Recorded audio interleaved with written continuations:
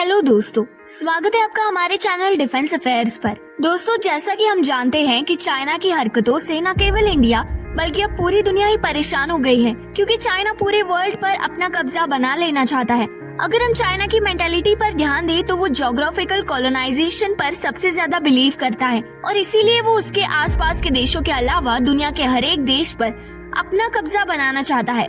और ऐसा करने के लिए उसने अंडर डेवलप्ड देशों को लोन देना शुरू कर दिया है, जिसकी वजह से ये देश डेट ट्रैप में फंस जाते हैं और चाइना के कंट्रोल में आ जाते हैं। वेल, अच्छी बात है कि इंडिया चाइना के इस ट्रैप में नहीं फंसा है, पर यह भी उतना ही सच है कि चाइना लगातार इंडिया को किसी न किसी वजह से अपने कब्जे में कर लेना चाहता है। फिर चाहे बात नॉर्थ ईस्टर्न बॉर्डर की हो या फिर इंडियन ओशन की, वो इंडिया के हर हिस्से पर चाइना का झंडा लगाना चाहता है। अपनी इसी क्रूएल एम्बिशन को फुलफिल करने के लिए हाल ही में ये रिपोर्ट आई है कि चाइना इंडियन ओशन में कई सारे सर्वेस कर रहा है ताकि वो अपनी नेवल प्रेजेंस को इस रीजन में बढ़ा सके।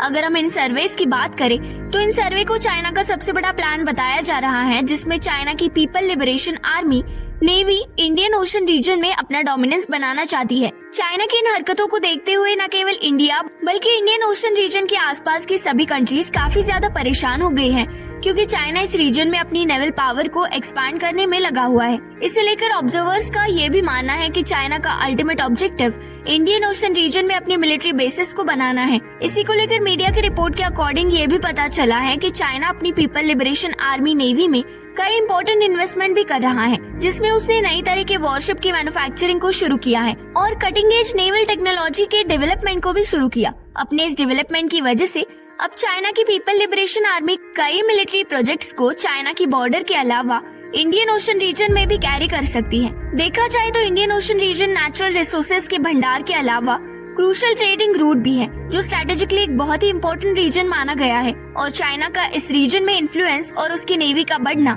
इंडिया की पोजीशन के लिए एक बहुत बड़ा चैलेंज बन सकता है, क्योंकि आज के समय में इंडियन ओशन रीजन में इंडिया एक इम्पोर्टेंट कंट्री की तरह खड़ी है। अगर इस रीजन में चाइना की एंट्री हो जाती है तो इससे यहाँ की सिक्योरिटी और स्टेबिलिटी पर बहुत ज्यादा इम्पैक्ट पड़ सकता है।